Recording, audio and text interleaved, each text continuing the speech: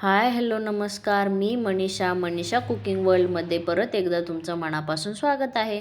तर आज मी बनवला होता बटाट्याचा किस.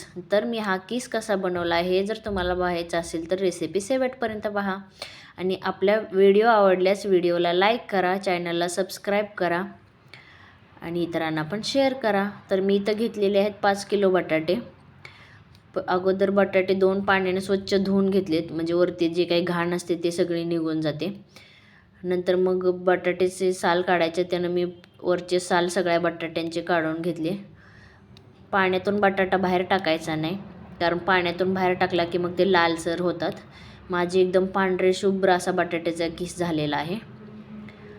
तर मी तर थोडे थोडे करून सगळ्या बटाट्यांची सालं काढून घेते आणि पलीकडं पातेलं ठेवलं आहे. त्या जे साल काढून झाल्यावर म्हणजे साल काढलेला बटाटा मी पलीकडच्या पातेल्यात टाकते.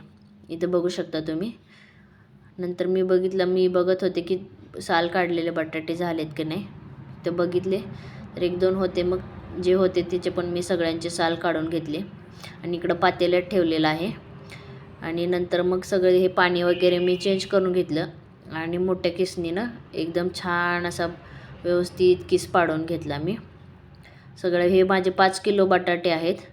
सगळा किस काढून झाल्यानंतर 2 ते 3 पाण्याने एकदम स्वच्छ, एकदम त्या बटाट्यामधला पूर्ण असा स्टार्च निघून गेला पाहिजे एवढे स्वच्छ पाण्याने धुवायचे. तर मी तर 2-3 वेळेस स्वच्छ पाण्यानं धुवून घेतलेत बटाटे. बघू शकता तुम्ही, एकदम पांढरा शुभ्र असा माझा बटाट्याचा किस झालेला आहे.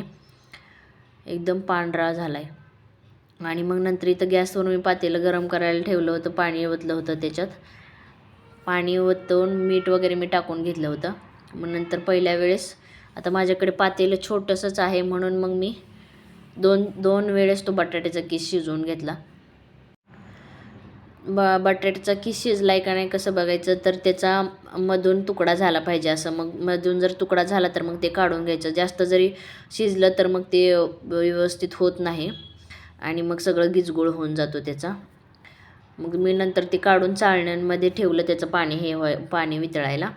आणि मग नंतर इथं परत पाणी आपण जे हे केलेलं असतं, पहिल्यांदा किस शिजवून घेतलेलं, ते पाणी टाकून नाही द्यायचं. ते पाणी तसंच ठेवायचं आणि त्याच्यात थोडंसं पाणी वाढवून मग नंतर मीठ वगैरे टाकून घ्यायचं.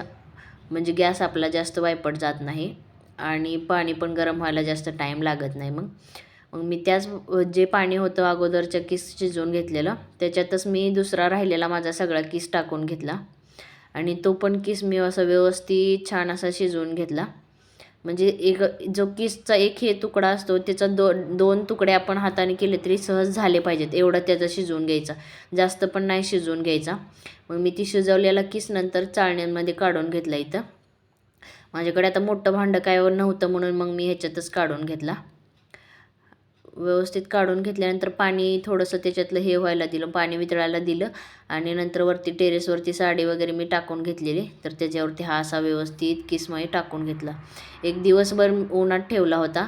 तर बघू शकता इथं किस एकदम छान असा माझा बनलेला आहे, छान असा सुकलेला पण आहे. नंतर मी डब्यात भरून ठेवला.